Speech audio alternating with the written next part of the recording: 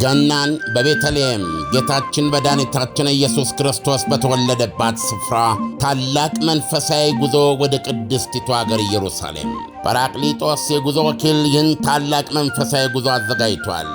ጌታችን ከተወለደበት ቤተልሔም፣ ቀራንዮ፣ ጎልጎታ፣ ናዝሬትን፣ ጌቴሰማኔንና ቃና ዘገሊላን ይጎበኛሉ። በዮርዳኖስ ወንዝም ይጠመቃሉ። በተጨማሪም ገዳመ ቆሮንጦስን ጌታ የተንገላታበትን 14ቱን ምዕራፎች፣ ሞት ባሕርና ሌሎች በርካታ ቅዱሳን ስፍራዎችን ሊያስጎበኞትና በመልካም አቀባበል ተቀብሎ ረጅም ዓመታት ባካበተው የማስጎብኘት አገልግሎት እና ልምድ ምቹ በሆኑ ማረፊያዎች አሳርፎ በታወቁ ሼፎች በተዘጋጁ ምግቦችና ምቾት ባላቸው የጉዞ መኪናዎች መንፈሳዊና ታሪካዊ ቦታዎችን በምቾት ሊያስጎበኞ ከወዲሁ ዝግጅቱን ጨርሶ እርሶን ይጠብቃል። እንደዚሁም ለደብረ ዘይትና ለፋሲካ ምዝገባ ጀምረናል። አድራሻችን መገናኛ ለም ሆቴል ፊት ለፊት ወላንሳና ዘለቀ ሕንፃ አንደኛ ፎቅ ቢሮ ቁጥር 45ና 46 ነው። ለበለጠ መረጃ በ0939 666611 ወይም በ0930717171 ይደውሉ። ጰራቅሊጦስ የጉዞ ወኪል። ፊሶን ሪል ስቴት በቦሌ በሻሌ አያት ዞን 5 የሚገኝ 45,000 ካሬ ላይ ያረፈ ዘመናዊ የመኖሪያ መንደር ከስቱዲዮ ጀምሮ ከባለ 1 እስከ ባለ 3 መኝታ ክፍል አፓርትመንት፣ ቅንጡ ጂ+ ቪላዎችና ታውን ሃውስ በውስጡ ያካተተ ግቢ። አፓርትመንቶቻችን የከርሰ ምድር ውሃ፣ ለተለያዩ ፕሮግራሞች የሚሆን ሰፊ ቴራስ፣ 3 ቤዝመንት ፓርኪንግ፣ 2 ሊፍት፣ 24 ሰዓት ተጠባባቂ ጄኔሬተር፣ ሰፊና አስተማማኝ የመኪና ማቆሚያና በደህንነት ካሜራዎች የታገዘና ብቃት ባለው የሕንፃ አስተዳደር የተሟሉ ናቸው። ጂ+2 ቪላችን በውስጡ 6 መኝታ ቤቶች፣ 7 መታጠቢያ ቤቶች፣ 2 ሳሎን እንዲሁም 1 ባህላዊና 1 ዘመናዊ ኩሽና በውስጡ የያዘ ሲሆን በ340 ካሬ ላይ ያረፈ 3 መኪና ማቆም የሚያስችል ሰፊ ቦታ ያለው ነው። ጂ+2 ታውን ሃውስ 5 መኝታ ቤት፣ 6 መታጠቢያ ቤቶች እንዲሁም 1 ባህላዊና ዘመናዊ ኩሽና በውስጡ የያዘ ሲሆን በ190 ካሬ ላይ ያረፈ 2 መኪና ማቆም የሚያስችል ሰፊ ቦታ ያለው ነው። በአጭር ጊዜ ውስጥ ለመረከብ ቤቶቻችንን መጥተው የግሎ ያድርጉ። ገንዘብነቱ እንዲህ አይነት ቅርስ ላይ ሲያውሉት ነው። አሁኑኑ በስልክ ቁጥር 0952787878 ወይም 0952797979 ይደውሉልን። ፊሶን ሪል ስቴት።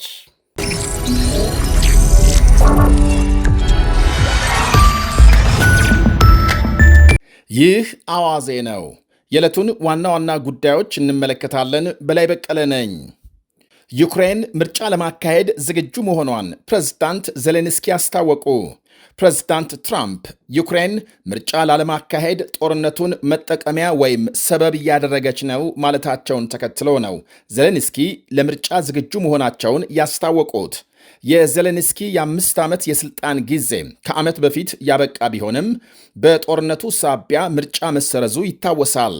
ፕሬዝዳንቱ ለሪፖርተሮች በሰጡት ቃል የጸጥታ ሁኔታ አስተማማኝ ከሆነና አሜሪካና አውሮፓ ድጋፍ ከሰጡ በ2 እና 3 ወራት ጊዜ ውስጥ ምርጫውን ማካሄድ እንደሚቻል ገልጸዋል። እናም የምርጫውን ጸጥታ ለማረጋገጥ አሜሪካና አውሮፓ ድጋፍ እንዲያደርጉ የጠየቁት ዜሌንስኪ የምርጫ ጉዳይ መንግስትም ሆነ ሕዝባቸው ቅድሚያ የሚሰጡት እንደሆነ አመልክተዋል። በግል እኔም ሆንኩ መንግስቴ ስልጣን ላይ የመቆየት ፍላጎት ስላለን ነው ጦርነቱ ያልቆመው በሚል ሲወራ ሰምቻለሁ። ይሄ ጨርሶ ምክንያት የሌለው ትረካ ነው ሲሉ አጣጥለዋል። ዜሌንስኪ በ2019 የተካሄደውን ምርጫ 73 በመቶ ድምፅ በማግኘት ማሸነፋቸው ይታወቃል። ሩሲያም ዜሌንስኪ ህገወጥ መሪ በመሆናቸው አዲስ ምርጫ እንዲካሄድ በተኩስ አቁም ንግግር መደራደሪያ ነጥብ አድርጋ በተደጋጋሚ ማቅረቧም ይነገራል። በእርግጥም በጦርነት ጊዜ ምርጫ ለማካሄድ የማያስችሉ ተጨባጭ እንቅፋቶች መኖራቸው የተመለከተ ሲሆን ለአብነትም በጦር ግንባር ውጊያ ላይ ያሉ ወታደሮች በአንድም ሆነ በሌላም በምርጫ መሳተፍ አለመቻላቸው ይጠቀሳል። እንዲሁም በግጭቱ ሳቢያ 6 ሚሊዮን የሚጠጉ ዩክሬናውያን በውጭ መኖራቸውና ሌሎች ተጨማሪ የጸጥታ ችግሮች ምርጫውን ያደናቅፋሉ። ተቃዋሚዎችም ቢሆኑ በዚህ ወቅት ምርጫ የመካሄዱን አስፈላጊነት አይደግፉም። ምርጫ በራሱ ሰፊ ክርክርና የምረጡኝ ዘመቻ የሚጠይቅ በመሆኑ በአሁኑ ወቅት ካለው የጸጥታ ችግር አንጻር የማይቻል ነው ይላሉ። አሁን ምርጫ ይካሄድ የሚለው ሐሳብ በትክክል ፑቲን የሚፈልጉት እንደሆነ ይገልጻሉ። ቭላዲሚር ፑቲን ከውጭ እያወደሙን፣ በተጨማሪ በምርጫ ስም በውስጥም ሊያተራምሱን ይፈልጋሉ ባይ ናቸው የዩክሬን ተቃዋሚ ፓርቲዎች። አዲስ የተሰበሰበ የሕዝብ አስተያየትም የፓርቲዎቹን አቋም የሚደግፍ ሆኖ ተገኝቷል። አንድ የኪየቭ ዓለም አቀፍ ኢንስቲትዩት ባሰባሰበው አስተያየት ከተኩስ አቁምና ከሰላም ስምምነት በፊት ምርጫ እንዲካሄድ ፍላጎቱን የገለጸው የሀገሪቱ ዜጋ ከ10 በመቶ አልበለጠም። የ47 ዓመቱ ታዋቂ የፊልም ተዋናይና የመጀመሪያው የአይሁድ እምነት ተከታይ ፕሬዝዳንት ዜሌንስኪ አሁንም ድረስ በዩክሬን ተጽዕኖ ፈጣሪ ፖለቲከኛ መሆናቸው ይነገራል። ባለፈው ጥቅምት በተካሄደ የሕዝብ አስተያየት ድምፃቸውን ከሰጡ ዜጎች ከ22 በመቶ በላይ ምርጫ ቢካሄድ እንደሚመርጧቸው አረጋግጠዋል። ዜሌንስኪ አወዛጋቢውን የመሬት ጉዳይ በመቀበል የሰላም ዕቅዱን እንዲፈርሙ ከፕሬዝዳንት ትራምፕ ጫና እየተደረገባቸው መሆኑም ይወሳል። በሌላ በኩል ሞስኮ ጦርነቱን አሸንፋ ዩክሬንም በእጇ ያሉ መሬቶችን ለሩሲያ በማስረከብ ጦርነቱ ይጠናቀቅ ዘንድ የትራምፕ ግፊት ወሳኝ እንደሆነ ይገልጻሉ የሞስኮ ባለሥልጣናት። ያለፉትን ቀናት አውሮፓ ጉብኝት ላይ ያሳለፉት ዜሌንስኪ ግን መሬት የመስጠትና የመከልከል መብት የሕዝብ እንጂ የኔ አይደለም የሚል ምላሽ እየሰጡ ሲሆን የአውሮፓ ወዳጆቻቸውም ከጎናቸው እንደሚቆሙ በድጋሜ አረጋግጠውላቸዋል። በአውሮፓ የሃያላኑ ሀገሮች ድርጊት ያበሳጫቸው ትራምፕም መሪዎቹን ደካሞች በማለት እስከ መስደብ ደርሰዋል። ጦርነቱን ማስቆም አልቻሉም፣ በወሬ ብቻም ጦርነቱን እንዲቀጥል አድርገዋል ሲሉ ከሰዋል። አሁን ማምሻውን በተሰማ ዜና ደግሞ ፕሬዝዳንት ትራምፕ ከብሪታንያ ጠቅላይ ሚኒስትር ኪር ስታርመር፣ ከጀርመኑ ፍሬድሪክ ሜርዝ፣ ከፈረንሳይ ፕሬዝዳንት ማክሮን ጋር በስልክ መነጋገራቸው ታውቋል። የብሪታንያን ጨምሮ አሜሪካ የሚገቡ የውጭ ቱሪስቶች የ5 ዓመት የማኅበራዊ መገናኛ ብዙሃን ታሪካቸውን ሊጠየቁ እንደሚችሉ ተነገረ። አዲሱ አሰራር የሚመለከታቸው ለ3 ወራት አሜሪካ ያለ ቪዛ መግባት የሚችሉ ሀገራት ዜጎችን ነው ተብሏል። ብሪታንያም፣ ፈረንሳይ፣ አየርላንድ፣ አውስትራሊያና ጃፓንን ጨምሮ የ40 ሀገራት ዜጎች ከእንግዲህ ወደ አሜሪካ ሲገቡ የ5 ዓመታት የማኅበራዊ መገናኛ ብዙሃን ታሪካቸውን ሊጠየቁ እንደሚችሉ በአሜሪካ ባለሥልጣናት አዲስ የቀረበ ረቂቅ ዕቅድ አመልክቷል። ተንታኞች ግን አዲሱ ዕቅድ የአሜሪካንን የቱሪስት ፍሰት እንደሚጎዳም፣ የጎብኚዎችን የመገናኛ ብዙሃን መብቶች የሚቃረን ነው ይላሉ። በተለይ በዚህ ዓመት አሜሪካም ከካናዳና ሜክሲኮ ጋር በጥምር የምታዘጋጀውን የዓለም ዋንጫና የ2028ቱን የሎስ አንጀለስ ኦሎምፒክ ለማየት በሚመጡ ቱሪስቶች ፍሰት ላይ እንቅፋት እንደሚፈጥር፣ በአዲሱ ዕቅድ ቱሪስቶች የማኅበራዊ መገናኛ ብዙሃን ታሪካቸውን ያቀርባሉ ከማለት ውጪ ምን አይነት መረጃ እንደሚሆን በዝርዝር አልተገለጸም። እስካሁን በነበረው አሰራር ያለ ቪዛም አሜሪካ የሚገቡ ቱሪስቶች ጥቂት መረጃ ከማቅረብ ውጪ ሌላ የሚጠየቁት የማኅበራዊ መገናኛ ዝርዝር የለም። ፕሬዝዳንት ትራምፕ በድጋሜ ሥልጣን ከያዙ ወዲህ ወደ አሜሪካ በሚገቡ ስደተኞችና ቱሪስቶች ላይ ጠበቅ ያለ እርምጃ እየወሰዱ መሆናቸው ይታወቃል። የአሁኑም አዲስ ዕቅድ አሜሪካንን ከውጭ አሸባሪዎች ለመከላከል ነው ብለዋል የዋሽንግተን ባለሥልጣናት። በቅርቡም በተመሳሳይ የሥራና የትምህርት ቪዛ አመልካቾችም የማኅበራዊ መገናኛ አካውንታቸውን እንዲያሳዩ የሚያስገድድ ሕግ መውጣቱ ይታወሳል። የትራምፕ አስተዳደር ነው ያወጣው። እንዲሁም የ19 ሀገራት ዜጎች ወደ አሜሪካ እንዳይገቡ እገዳም ተጥሏል። በነገራችን ላይ የአሜሪካ ፓስፖርት የያዘ ቱሪስት ካናዳና አውሮፓን ጨምሮ ከ160 በላይ ሀገሮች ያለ ቪዛ መግባት እንደሚችል መረጃዎች ያሳያሉ። ይህ በእንዲህ እንዳለ ፕሬዝዳንት ትራምፕ በሎስ አንጀለስ ወታደሮች የማሰማራት እርምጃቸውን ፍርድ ቤት አግዶባቸዋል። ትራምፕ ባለፈው ሐምሌ ሕገወጥ ስደተኞችን ለማደን በካሊፎርኒያ ወታደሮች ያሰማሩ ሲሆን ዘመቻውን ወደ ሎስ አንጀለስ ለማራዘም ያደረጉት ሙከራም ከግዛቱ መሪዎች ተቃውሞ እንደገጠመው ይታወሳል። አውስትራሊያ ዕድሜያቸው ከ16 ዓመት በታች የሆኑ ዜጎች ማኅበራዊ መገናኛ ብዙሃን እንዳይጠቀሙ ማገዷ ተነገረ። እንዲህ ያለ እገዳ በመጣል አውስትራሊያም ከዓለም የመጀመሪያ ሀገር ሆናለች።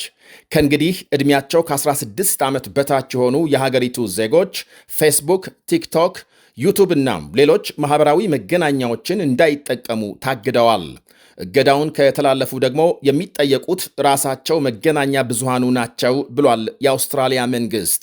እገዳውን ተላልፎ የተገኘ መገናኛ ብዙሃን የ32 ሚሊዮን ዶላር ቅጣት ይጠብቀዋል ነው የተባለው።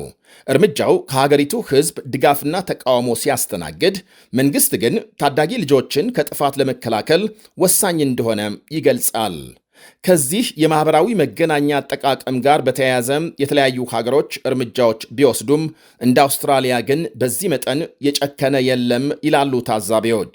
ፈረንሳይ ለምሳሌ ዕድሜያቸው ከ15 ዓመት በታች የሆኑ ልጆች በወላጅ ድጋፍ ወይም ቁጥጥር ማኅበራዊ መገናኛ መክፈት እንደሚችሉ ሲፈቅድ፣ በጠበቀ የኢንተርኔት ቁጥጥር ከሚታወቁ የዓለማችን ሀገሮች አንዷ ቻይና ምንም እንኳን በርካታ የኢንተርኔት በይነመረቦችን ብትዘጋም የዕድሜ ገደብ ግን አላወጣችም። የዴንማርክ መንግሥት ባለፈው ወር ከ15 ዓመት በታች ለሆኑ ማኅበራዊ መገናኛ የሚከለክል ዕቅድ ይፋ ቢያደርግም ወላጆች 13 እና 14 ዓመት ለሆኑ ልጆቻቸው ዋስትና የመስጠት መብት አስቀምጧል።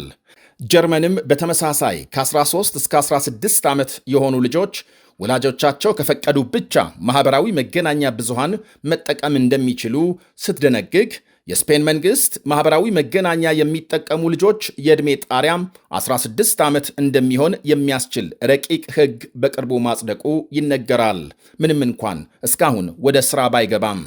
ማሌዥያ በበኩሏ ልክ እንደ አውስትራሊያም ከ16 ዓመት በታች ልጆች ማኅበራዊ መገናኛ እንዳይጠቀሙ ዕቅድ ብታወጣም እስካሁን ተግባራዊ አልሆነም።